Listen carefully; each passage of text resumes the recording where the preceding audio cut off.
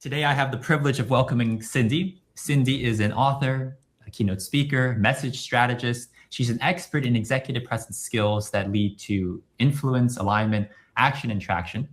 She trains leaders individually, as well as senior leaders and teams at companies like Google, Microsoft, JP Morgan Chase, and more to speak clearly and confidently to any audience. I'm very happy to have you, Cindy. Thank you. Would you be open to sharing any more about your background, why you're so passionate about this topic? Oh my goodness. Thanks for having me, Christopher. There's a lot I could say, so let me see if I can be succinct. Why do I love what I do? Well, when it comes to working with leaders, and as you say, having the opportunity to help them find their hidden speaker, right? I just find it to be such a worthwhile endeavor because over the years, what I've noticed is, beyond helping someone just land a great presentation and get what they want from the stakeholder audience, what really makes my heart sing is the change I see in them as a human, as a person, and the confidence that they leave our engagement with, and the skills that they've acquired, and the opportunity that they have to help others rise up underneath them. It's second to none. The looks on their faces, the texts I get, like, Cindy, this was incredible. Everything you told me to do, I did, and it worked. Like, people think that this work of increasing presence and becoming a great speaker, it's like, well, you either have it or you don't.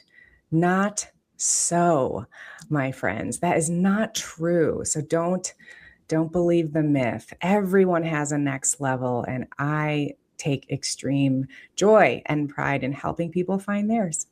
I resonate with so much of what you said because when I work with clients, one of the biggest pieces of feedback I get is the confidence they gain doesn't just help them professionally, it also helps them personally in their lives. They feel more confident talking to their spouse, to their partner, to their family. Yeah. And it's just an overall package of transformation. Yeah.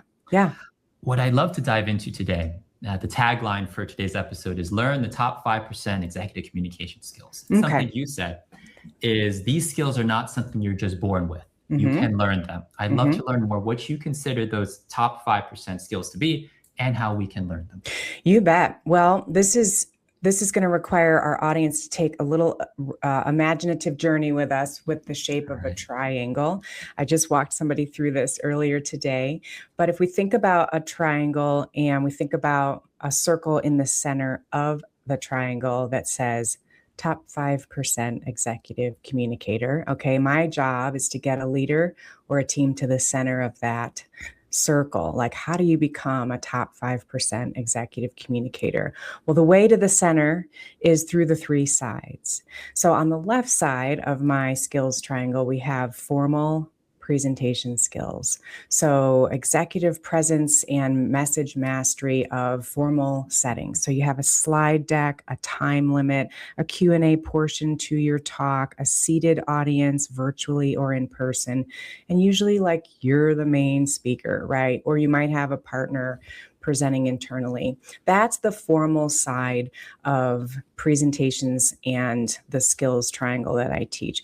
Well, when you're not in a formal setting, you're in an informal setting, which is the right side of our triangle. And that's where I talk about executive presence skills in the impromptu moments of life, where, you're walking down the hall and your upstream leader wants a quick update as they are heading into a meeting that you can give them and they can take with them. How do you collect that information, deliver it with gravitas and clarity for their ears right then, right? How do you do these moments of impromptu communicating with polish and presence and impact so that it gets the person where they need to go next? The bottom of the triangle, Christopher, is mindset management, which means in the center, what's in between your ears? How confident are you about your new role? Maybe you're in a new inner circle. Maybe you need to be reminded of your awesomeness, which is always the case, no matter how high up I travel in an organization. It actually gets steeper, that mindset piece can be very much a trap for folks. So that's foundational on the triangle by design, because without solid mindset, the two other sides of the triangle can't stand well. So that's my model for how I think through the top 5% executive communication skills. And then I have segments in each side of the triangle that notch down into the types of skills that requires: storytelling, giving and receiving feedback, these sorts of things. That's awesome. I'd love to do a tour of the triangle today. It's in the video. Yeah, Yes. I've got we'll have to put it in the show notes, Christopher. It's a 2-minute video at my YouTube, walks everybody through all 9 squares. I'll be sure to include that in the show notes as well. Thanks. Yeah. And what I'd like to do in the time we have today is go through each of those 3 sides of the triangle and pull out some important tips for people to take away. I also believe that mindset is fundamental. If you're not thinking clearly, you cannot speak clearly. I love to get your tips for the bottom, for mindset. What can people do today? Let's say someone in the audience is saying, I feel so nervous when I go to a board meeting, or when I'm put on the spot, or when I'm giving a presentation. What tips would you give to that person to remain calm and steady? Well, this one's going to be bold. Are you sure you're ready? I'm ready. One of the most popular exercises our audiences tell us that they love the most is called the passion piece. And those listening or watching who have worked with us on this are going to nod their heads and say, yeah, that's the one I knew she was going to say. And it lives in the bottom of the triangle. And what I would tell people today who are gearing up and need to step into a bigger mindset moment is to think thoroughly about what it is you are uniquely gifted at doing, something only you can bring to the table. And then my challenge would be, how do you articulate it in the room? And Christopher, the exercise that I made up and provide now for thousands of leaders, it was a complete flyer in 2020, didn't know if it was going to work or not. It did, is to help people. I walk them through an exercise and they leave the room with 20 sentences, at least 20 sentences that all begin with the words, I love.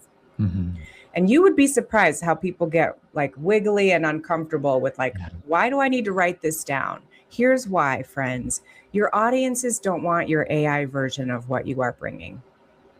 They don't want your AI speak. They want you and your exact ways of thinking and speaking. So, for example, I work with a woman in insurance, and this floored me a little bit. She said to me when we were doing the passion piece, Cindy, I love insurance.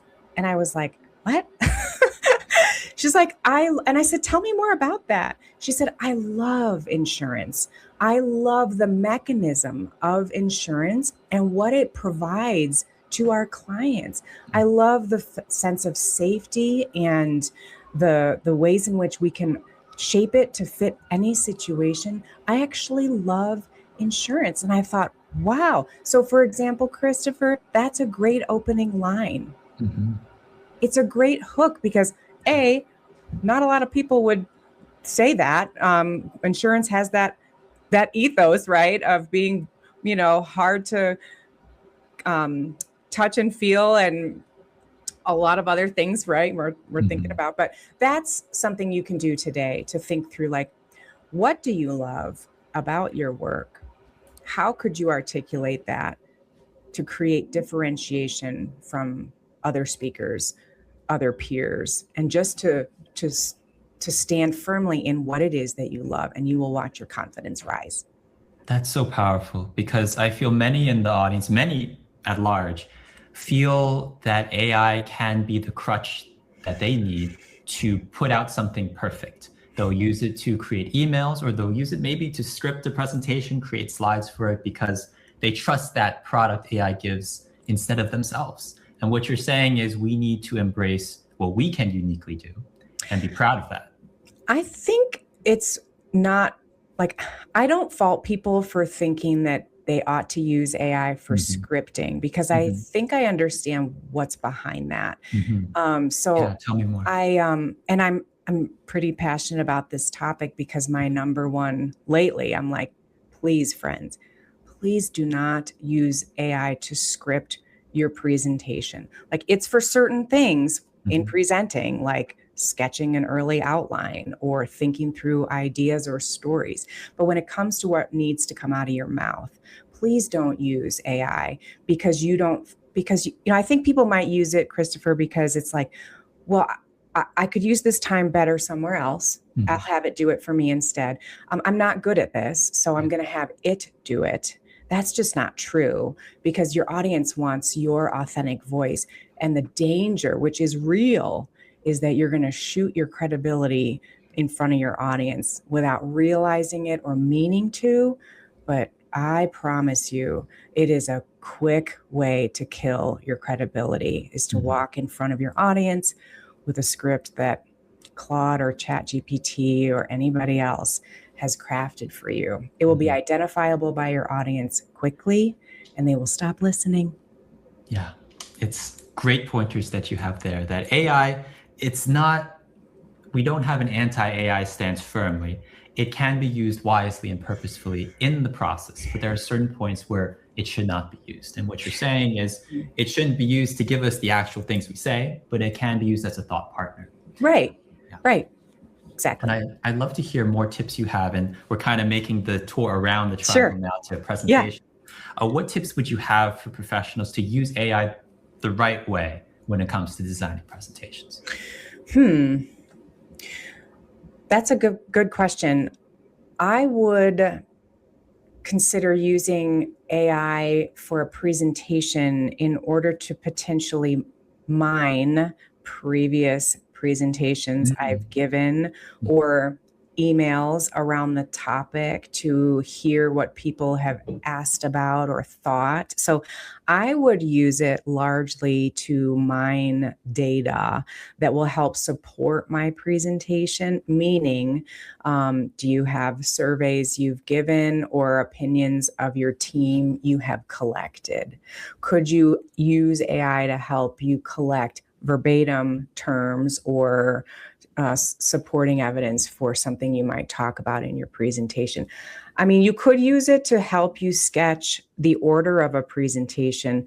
Even that makes me a little skittish, because obviously I created a method for that in my book, right? Red light, green light. But I don't think AI is all that good at doing that either, Christopher. And the reason is, AI does not know your audience's desires or their position in relationship to what it is you'll be presenting. And they also don't really know you and your goals with that particular audience. It doesn't do a great job with nuance, is what I have found. So in presenting, I use it, like if I send out a big survey to a group of 100 people, I'll collect the Excel sheet and help it pull key feedback points that I might want to have float to the top for myself. And then I'll go back through the original data. But I'll be honest, I mean, there's a pretty hard line for me, even with like creating the flow, because I do believe that needs to be thought through by a human. And then it could be maybe helped, but I'm pretty reticent to give it a whole lot of power in the story arc of the presentation. Right. Excellent advice. I was talking with someone who uses AI for presentations. Yeah, but they use it in the way that you described, where they don't use it to script. That's for them. But they use it to investigate, what have I done before? Let me remember all the presentations I've given. And also to analyze presentations that their audience has seen to know what to bring up in this. Yes. Like, it can be a good researcher for some data that you need, as long as you're giving it like, are you sure this is the, like, you have to challenge it, and it's here to please us, right? But those are, it's kind of like your advanced executive assistant when you're working on your presentation at 10 at night and your left hand is, not around. You can use it for those purposes, but proceed with caution. Yes, exactly. It's like our executive assistant. We have to remain the executive. Right. I think this is another good segue. You mentioned your book. And you mentioned the model you teach in the book, the how-to model. Correct. I'd love for you to expound on that and share what is the story arc we should use to create a good presentation. Yeah, fantastic. Thanks for that, Christopher. So the how-to model is an acronym that I will share in a second.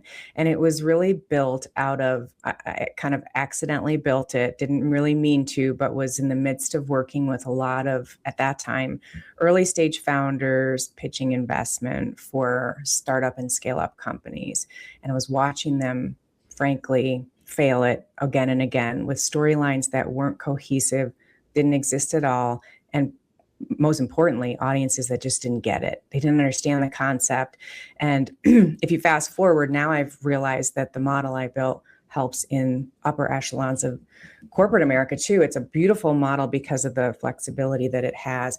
And you might wonder, like, well, why do we need another model? Like, we have all these other things like SPIN and STAR and whatever other acronyms there are. But May the Force Be With You is one of the segments in the book, Christopher. And what it means is the difference between the how-to model and other models is that the how-to model forces you to stay in the very mind of what your audience wants from you and expects from you, which is a good segue to what the letters mean. So the letters of the model, if you follow these in order of your presentation, you're going to meet the expectations of your audience, because people sitting in front of you, they're asking you at the very beginning, H, hook me, get my attention with something interesting, cool, quick, like a fish hook, hook me. The second letter is O for orient me, which means orient me to what it is we are here to talk about today. It could be a number of ways that you satisfy the content behind the letter O, but that's the weakest link for all speakers. They do not do a good job of orienting the audience from where the audience is sitting instead of where you are standing, right? The letter W is win me, meaning like, what is it that you are proposing? What's the thing? Why are we here? Introducing XYZ company, we are creating a faster way to whatever your thing is. Like, what is the position you are bringing to your audience that you're asking them to green light? Okay, so that's the W letter. And again, we're in the audience's mind still, like they are asking for these things.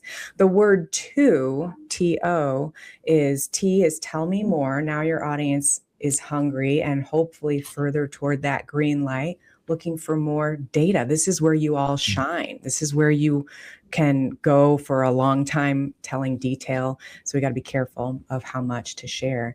But finally, the last letter is O. Okay, I've got it. This is what your audience is thinking. You've hooked me. I get where we are. I'm not confused. I understand what you want me to do. You've told me more about it. So I get the logic. Offer me something to do now. It's your ask. Like, what is your ask of your audience? So that's the complete how-to model. And it's actually on page 29. It's written out like on a story arc, okay, by design, because of what it says in the book. I'll pause there. Beautiful. I love your model because of the story arc it helps create, but also it's just so memorable, the how-to model. It starts with the hook, the orient, and the win me. So that's like introducing audience to this world. You tell me more, you give the data and background detail. And then you end with that offer to ground things on what should be done next. I think that last part is so key. We both speak to a lot of technical audiences. Yes. And what I've seen a lot is for us as technical professionals, we are often hesitant to give that call to action at the end. We don't want to push people a certain way. We want things to speak for themselves. But what you're saying is that last step is so important. It is so important. And it's a good thing to highlight, Christopher, because people often, again, assume that the audience knows what they want, right? And so why should I restate it? But it really puts like a period on the end of the sentence for you as a presenter to stick the landing. You know, if you're in the middle of a 5-year strategy presentation in an environment with peers or C-suite, at the end, you are going to say something like, what I've brought you today outlines A, B, and C. My my recommendation for the following year is that we blank, blank, and blank. In this way, we are going to be able to add all your visionary language, showcase your, that's where you kind of input that, that imaginative thought about, if you buy into this plan I've just created, which is sound and which is the best choice for this business unit, we are going to experience whatever and whatever through 2030, which are the goals of our organization as we stand here today. So now I'd like to open it up for discussion. Who has the first question? Right? Great example. Great example. Yeah, right. And in fact, one person in the comments just said, love that we're peeling back this onion. Oh, great. Presentations feel so opaque. Like, what do we do? But Yes. your model makes it so clear. Yes. I'd love to peel back one more layer. Sure. The tell me more part in the middle. Yes. Yes. How do you know how much data or examples to include? Oh, so good. Well, the tell me more section there's a section in my book called Strut Your Stuff, because this is where all of you leaders who are technical experts or experts of any kind, where you tend to go into the weeds, this is where you get to strut your stuff and show off all your expertise and knowledge. It is important to think through what layer of the cake you should go into. And I use a 5-layer cake analogy, also a video at my YouTube, where I say to leaders, if you're going to go to the 5th layer of the cake, that means you're at the deepest level of depth, detail, and drama, right? So what is your audience ready for is the main question. We might only need to go into like the 3rd level, the 3rd layer of the cake for this particular audience. Maybe it's a board that are, don't have a lot of familiarity as much with your idea or your proposition. So how much can they take? And then you reserve. It's so important to reserve some of your tea so that in the Q&A, your audience is bringing you questions that you knew they were going to ask and you have the answer for, but you strategically reserved to not share. So one more thing, and then I'll bounce it back to you, Christopher. The early part of the model, the H, the O, and the W, these actually happen extremely quickly, but they are very important to do correctly. So a lot of folks are like, okay, I'm going to follow this how-to model. What's my hook? I'm like, that's actually the last thing we usually put in. It's like putting a title on your paper from high school. It's like, you can't think of the title of the paper until you write it. So don't worry about the H yet. Then you come up at the end of the presentation and you've crafted with like a cool 5 to 7 word thing that you can start with, or maybe it's the start to your storyline. But the T is the most fun for people. And you just want to probably put up your barriers earlier than you think you should about detail and let your audience have a moment to shine. When they ask a really good question, you did your job well because they feel smart. And in the conversation with you, when they get to bring a question you kind of knew they were going to ask, but they get to ask it. Yeah, that's such a good reframe, because a lot of people are scared by the question and answer portion. Yeah. They're put on the spot, unprepared. But you're saying this is a chance for the audience to shine too. It's really good. Yes. And it's just a continuation of your pitch. It's just that it's the impromptu portion. Yeah. So don't be afraid of Q&A. That is your moment to continue to shine. And you need to, mindset wise, the answers. You're going to know the answers. If you don't, we have ways to handle that, right? But it's a chance to shine. Yeah, I want to dive as the feather in our cap today in our last 5 minutes, the last side of your triangle, the on the spot stuff. Yeah. For people who are put on the spot and perhaps they don't know the answer or they're scared of Q&A, how would you recommend they tackle that portion? For impromptu things, in fact, tonight and tomorrow night, I have 2 big presentations for senior teams in Asia. One is about having difficult conversations, and one is about how to do good hallway conversations, which are impromptu. For those sorts of situations, I would say get to the quick of the answer. If we're talking about Q&A, get to the answer early instead of leading up to it eventually. Okay, so there is an anatomy to an answer. There's like 3 parts to an answer. The first part is really short, where you acknowledge the question asker. We don't say good question all the time, maybe once, maybe not at all. Yes, let me share a little more about that, would be an example, okay? And then you answer the question in the center.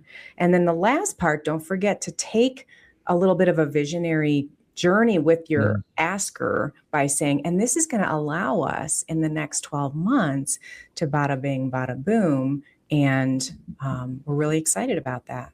Is that a full enough answer, or would you like me to continue? You know, depending on who that person is, you can ask that. It depends on the power relationships of the asker.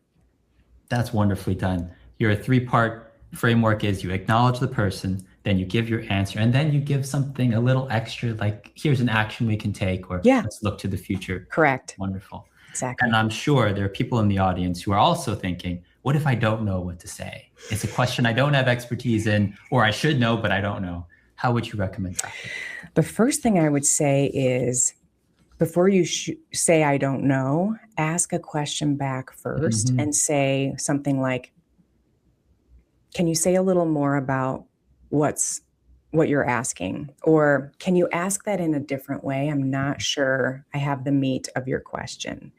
And friends, sometimes people aren't very good at asking questions. So sometimes it's not your fault for not understanding it. And they kind of know that, but you at least give them a chance to rephrase it so that you can answer it. And if you really don't know, like it's a number you just don't have, then you can say, you know, I don't have that with me right now. However, it's a great point and I will respond to you. Let's check in after this meeting ends and I'll be sure to get your email, or, you know, depending on who it is. So say that you don't know, discuss whether, you know, like what that brought up for you, just be authentic in that moment. And if you promise to circle back with the person, do it.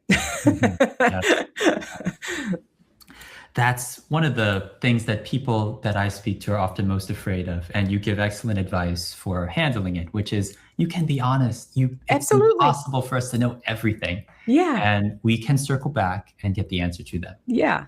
Yeah. And you don't want to give a different answer. Like you don't want to look like just talk to talk. You don't want that, reduces your credibility. Just, you know, be with them in that moment. You know, I'm not really sure. I haven't thought of that before, but it's really, I will now. And that's a great point. Tell me why you would like to know that. You know, maybe there's more there you can do. Excellent. Yeah, I think this very empowering note is a perfect place to wind down our episode. Yes, I agree. I'd like to go over 3 key takeaways that stood out to me most. Yes. That you shared so much today. And I'll cover 3 things from the sides of your triangle. So first, the mindset piece, which is fundamental. You gave a really good framework at the beginning that if we're feeling nervous, we should write down for ourselves, what are things we love? What are things we're passionate about? What's our unique differentiator? Yes. When we step in the room, we have that bouncing around in our head instead of thoughts of, oh my goodness, what are they thinking? I'm going to mess up all of that. The other side of the triangle was the presentation side. Yeah. And you talked about your how-to model. And so for everyone listening, this is that model again.